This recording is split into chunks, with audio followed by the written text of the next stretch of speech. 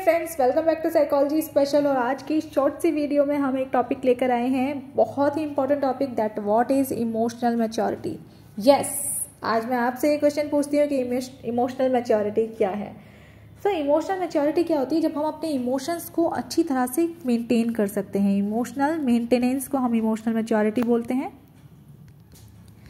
Emotional maintenance के अलावा हम इमोशनल कंट्रोल को भी इमोशनल मैच्योरिटी बोलते हैं। लेकिन इमोशनल कंट्रोल से हमारा ये मतलब नहीं है कि आप अपने सारे इमोशंस को कंट्रोल करके अपने अंदर दबा के रखे हुए हो और फिर वो एक दिन बाहर निकलते हैं और इतनी बुरी तरह से वेंटिलेट होते हैं कि आपका सारा का सारा बना बनाया काम बिगाड़ देते हैं। तो इमोशनल कंट्रोल का मतलब ये नहीं है कि आप अपने इमोशन को स्टॉप करके रखें। अपने इमोशंस को स्टॉप नहीं करना है, अपने इमोशन को अपने अंदर नहीं दबाना है, सिर्फ उन्हें कंट्रोल करना है। आपको ये चीज़ें कंट्रोल करनी है कि मुझे अपने इमोशंस किस हद तक बाहर लेकर आने हैं सिर्फ।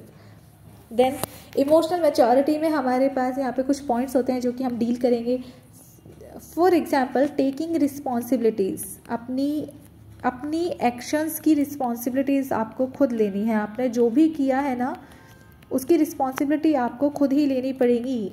Taking responsibilities of your actions. First point हमारा यही बनता है कि आप जो भी किया है वो आपने खुद किया है, अपनी वजह से किया है, किसी और के कहने पर नहीं किया है। अगर चीज़ें सही हुई हैं तो अप्रिसिएशन आपको मिलेगा, बट अगर चीज़ें गलत हुई हैं तो उस गलती की माफ़ी भी आप ही को मांगनी पड़ेगी। That is emotional maturity, that is emotional intelligence.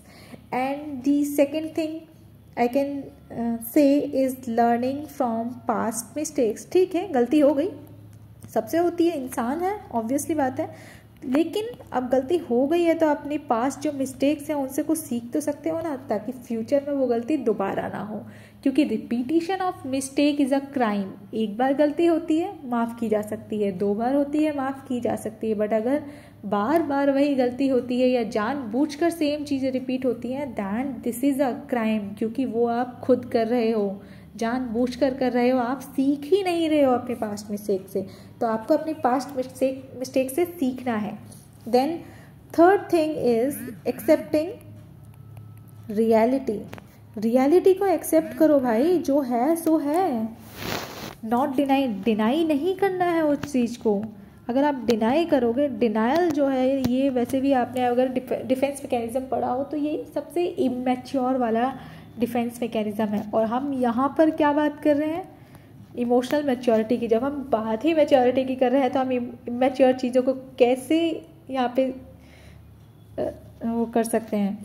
So except करना है आपको रियलिटी को।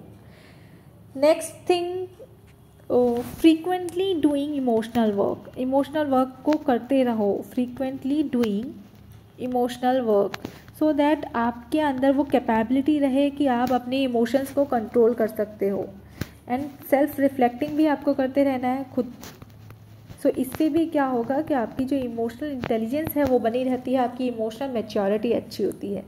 देन फिफ्थ थिंग अगर मैं यहाँ पर कहूँ तो कुछ वर्ड्स हैं मेरे पास जो कि इमोशनल मैच्योरिटी को दर्शाते हैं। That is empathy.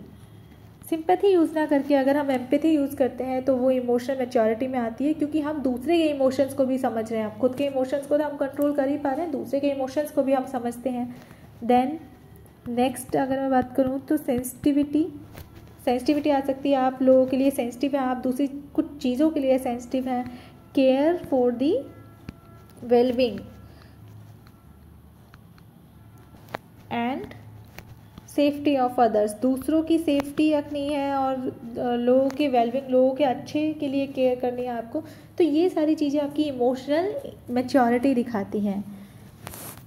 Next and the most important thing is, इसको मैं सबसे ज़्यादा इम्पॉर्टेंट कहूँगी मेरे पॉइंट ऑफ व्यू में, तो ये बहुत इम्पॉर्टेंट है, that being able to resolve conflicts instead of ignoring them.